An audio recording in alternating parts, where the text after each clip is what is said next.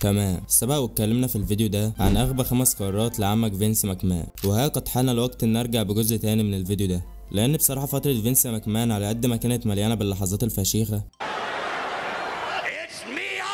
الا ان كان في شويه قرارات عبثيه كفيله انها تفجر لك دماغك.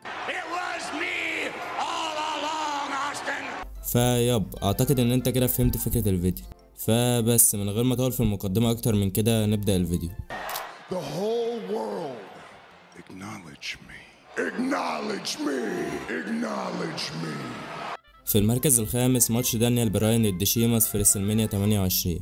الحقيقه انا كنت متردد ان احط حاجه زي كده في القائمه دي، بس بصراحه لما رجعت شفت الماتش ده حسيت ان كل حاجه كانت عبث في عبث.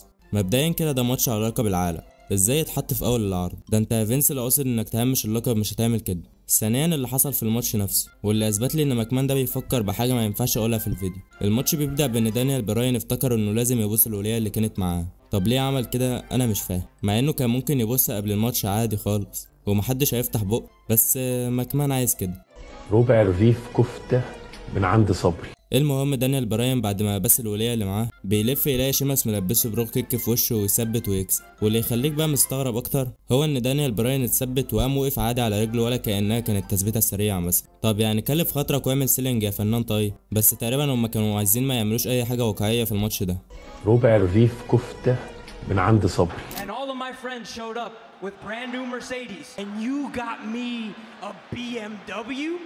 في المركز الرابع تهميش ستينج في الدبليو دبليو اي. ستينج هو واحد من اكتر المصارعين شعبيه في المجال، ويعتبر الواجهه وواحد من اهم الاعمده اللي صنعت اتحاد الدبليو سي دبليو. ستينج بعد ما الدبليو دبليو اي كسبت الحرب مع الدبليو سي دبليو رفض انه ينضم لشركه فينس ماكمان، لانه باختصار كان خايف ان فينس يفشخ تاريخه زي ما عمل مع كل نجوم الدبليو سي دبليو. المهم ستينج بيتبعت له عروض كتير من ماكمان ولكنه بيرفض لحد ما بتيجي سنه 2014. السنة اللي فيها ستينج أخيرا بيظهر في الدبليو دبليو اي في عرض سرفايفر سيريس. ستينج في الأول بيخش في عداوة مع ابن الاتحاد تريبل اتش، واللي بيتحدد بينهم ماتش في ريسلمانيا 32. الماتش اللي بنشوف فيه تدخل من الدي اكس والان دبليو عشان في آخر الماتش بتحصل الحاجة اللي كلنا كنا خايفين منها، وهي فوز تريبل اتش على ستينج. لأن ستينج بعد ريسلمانيا بيخش في عداوة مع سيس رولينز على لقب الاتحاد، وبيتحدد ماتش بينهم في عرض نايت اوف تشامبيونز. وبتحصل الكارثه في الماتش ورولينز بيحتفظ باللقب، وكمان سيس بيعمل لستينج اصابه خلته شبه انه يعتزل المصارعه. طبعا بيروح بعدها لاي دبليو، ولكن رغم كل اللي ماكمان عمله في ستينج الا انه واحد من اكتر المصارعين اللي اثروا في المجال.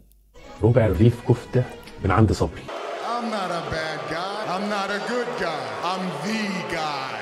في المركز الثالث خسارة بروك ليسنر من جون سينا في عرض اكستريم رولز 2012. في سنة 2012 بيرجع بروك ليسنر للدبليو دبليو اي بعد ما كان عامل مسيرة جبارة في اليو اف سي. المهم اول عداوة لبروك كانت مع جون سينا. لما بسمع الاسم ده بترعش. وخليني اقول لك ان العداوه دي بشكل عام كانت عداوه محترمه، يعني اكيد معظمكم شاف البرومات اللي كانوا بيهاجموا فيها بعض، اللي هو تحس ان كان في غل حقيقي بينهم ساعتها. فهي دي المعلومه اللي ارجو ان انا بصلحها عند الشعب المصري كله وكل الجماهير. المهم بيتحدد ماتش بين الاثنين في عرض اكستريم رولز 2012، والناس كلها كانت متوقعه ان بروك مش هيخسر في اول ماتش ليه بعد عودته، ولكن في اخر الماتش بتحصل الكارثه ونلاقي سينا بيعمل الاي على الحديده وبيكسب بروك ليسنر. والفكره هنا بقى ان حرفيا سينا كان مفشوخ طول الماتش، اللي هو سينا ما جاش الماتش حرفيا، وفي الاخر يكسب وحش زي ليسنر بفينش واحد يلعبها سابك في الزاويه على الطلاق.